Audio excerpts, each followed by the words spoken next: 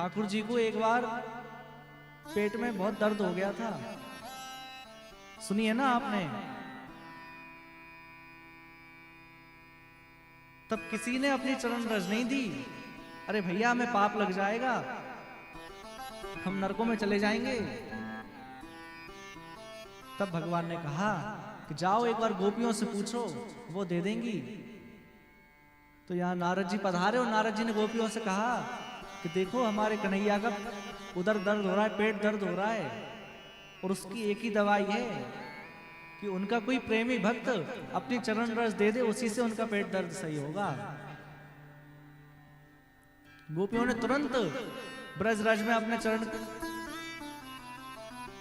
चरण मारे और उसमें से पोटली बांध कर दे दी, ले जाओ जाकर खिला दो।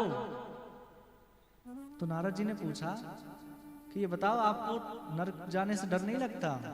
आपको पाप लग जाएगा, आप प्रभु को, आप भगवान को अपने चरणों की रज दे रही हैं।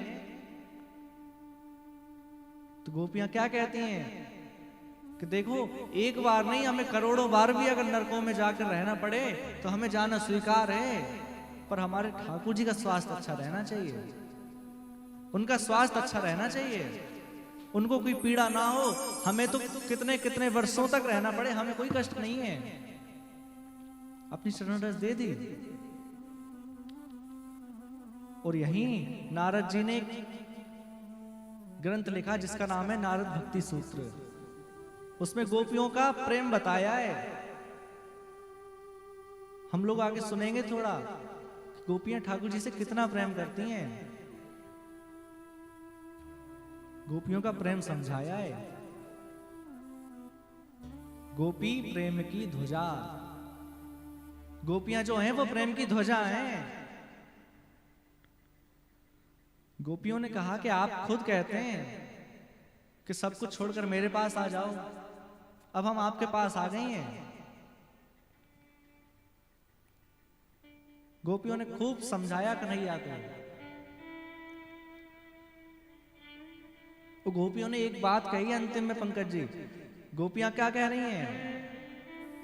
हम ये नहीं चाहते कि आप हमारे साथ रहिए, आप हमारा स्पर्श कीजिए, आप हमारे साथ नृत्य कीजिए, हम नहीं चाहते। हम केवल इतना चाहते हैं कि आप एक बार बोल दीजिए कि मैं आपका हूं और आप मेरी हैं। बस इतना कह दीजिए, आप स्वीकार कर लीजिए। उसके बाद जीवन पर्यंत हम कभी आपकी तरफ मुड़ के नहीं देखेंगे। बस एक बार स्वीकार कर लीजिए। जब कन्हैया मथुरा चले गए ना, तो गोपियां दिन में 2 बार जाकर मिल सकती थी, क्योंकि गोपियां दोपहर में, एक दिन में 2 बार जाती थी मथुरा दही बेचने के लिए।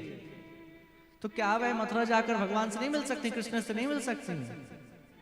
खूब मिल सकती थी, पर क्यों नहीं मिली?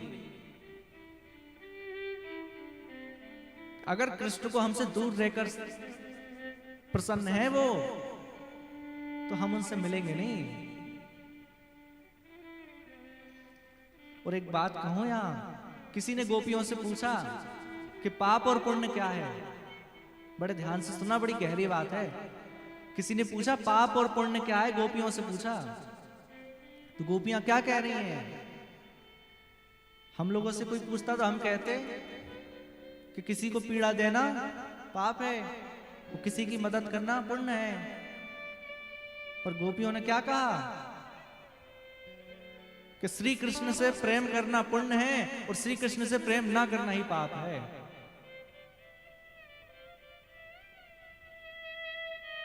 श्री कृष्ण से प्रेम करना ही पुण्य है।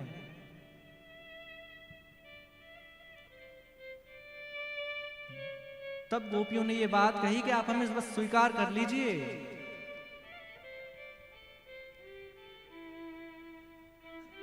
फिर हम कभी नहीं आएंगे आपके पास। ये बात सुनकर कन्हैया ने स्वीकार किया है और फिर यहां रास प्रारंभ हुआ है। ठाकुर जी रास करने लगे। किसी गोपी की पायल खुल जाती है तो पायल उठाकर बांधने लगते हैं। किसी गोपी को प्यास लगती है तो पानी पिलाते हैं लाकर। किसी गोपी की चुनरी खिसक जाती है तो चुनरी सही करने लगते हैं। ठाकुर जी बड़ा सुंदर रास कर रहे हैं। फिर यहां गोपियों के मन में आया, यहां गोपियों को लगा कि देखो हम कितनी सौभाग्यशाली हैं कि जो कन्हैया हमारे साथ इतना रास विलास कर रहे हैं। अपने सौभाग्य का मद हो गया। और जैसे ही उनके मन में ये विचार आया तो ठाकुर जी वहां से अंतर ध्यान हो गए। अब जैसे ही अंतर ध्यान हुए तो समस्त गोपियां रोने लगी, सब जगह जा जाकर पूछने लगी कि हमारे कन्हैया कहां चले गए, कृष्ण कहां गए। वृक्षों से पूछ रही हैं, लता पता से पूछ रही हैं।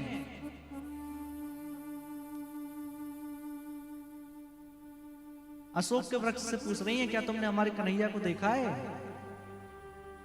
तुलसी मैया से पूछ रही हैं, कश्चित तुलसी कल्याणी गोविंद चरण प्रिय।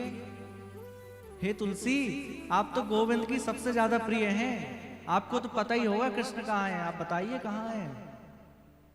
एक हवा का झोंका आया, तुलसी का पौधा हिल गया। एक गोपी कहती है, ये क्यों बताएगी, ये तो हमारी सोच है, ये थोड़ी बताएगी।